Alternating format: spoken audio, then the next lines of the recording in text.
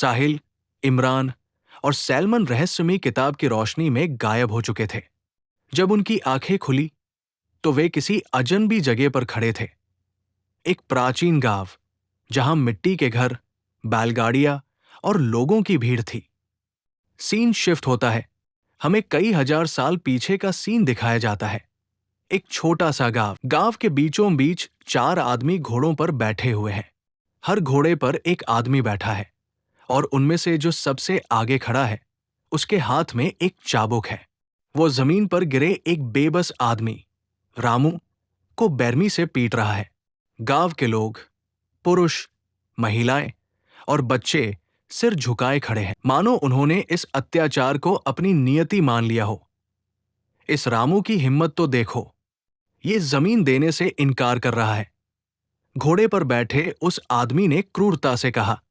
रामू दर्द से करहाते हुए बोला, गरीब पर इतना अत्याचार न करो मालिक। मैं 100 सोने की मुद्रा कहां से लाऊंगा? उस आदमी ने रामू को फिर से चाबुक से मारा। ये सब ऋण लेने से पहले तो तूने नहीं सोचा?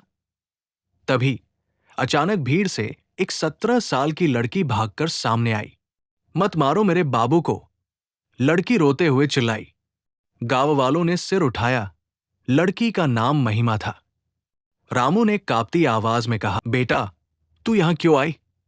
मैंने मना किया था ना, जा यहां से। लेकिन महिमा टस से मस नहीं हुई। तभी वो अत्याचारी आदमी घोड़े से उतरा और सीधे रामू और महिमा की तरफ बढ़ा। सीन शिफ्ट होता है। साहिल, इमरान और सैलमन एक गली में भागते हुए छिप गए। साहिल हाफते हुए बोला, यार, ये कहां आकर फंस गए? और वो लोग कौन थे जो हमारा पीछा कर रहे थे? सैलमन गुस्से में बोला, तुम दोनों को बहुत चूल मचानी थी इस किताब को पढ़ने की। अब भुगतो, अपने साथ मुझे भी फंसा लिया। इमरान शांत आवाज में बोला, ये सब सोचने का वक्त नहीं है। पहले ये सोचो कि यहां से कैसे निकला जाए। तीनों दोस्त गली से बाहर निकलने की कोशिश करने लगे, लेकिन जैसे ही वे बाहर आए, उनके सामने एक विशाल भीड़ थी। अब ये नया झंझट क्या है? साहिल फुसफुसाया। वे पीछे मुड़े। उनका पीछा करने वाले लोग उन्हें खोजते हुए वहां तक आ चुके थे। उनके पास कोई चारा नहीं था। वे भीड़ में घुस गए। उसी भीड़ में वही आदमी रामू और महिमा की तरफ बढ़ा, जिसने कुछ देर पहले रामू को पीटा था। वो मुस्कुराया और अचानक महिमा की कमर पकड़ ली।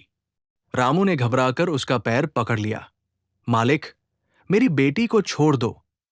आदमी ने क्रूरता से रामू को लात मारी और बोला, जब पैसे हो तो आ जाना अपनी बेटी को लेने।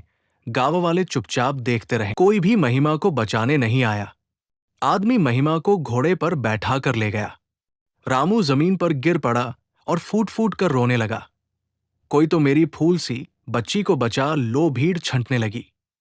साहिल ने रामू के पास जाकर पूछा, बाबा, वो लोग कौन थे? वो आपकी बेटी को क्यों ले जाए? रामू ने साहिल की तरफ देखा और अचानक उसकी आंखों में चमक आ गई। साहिल के चारों ओर हल्की रोशनी निकल रही थी। रामू घबराकर उठ खड़ा हुआ। मेरे साथ आओ। वो तीनों दोस्तों को एक गुफा की ओर ले गया। गुफा के अंदर अंधेरा था। जैसे ही वे अंदर पहुंचे,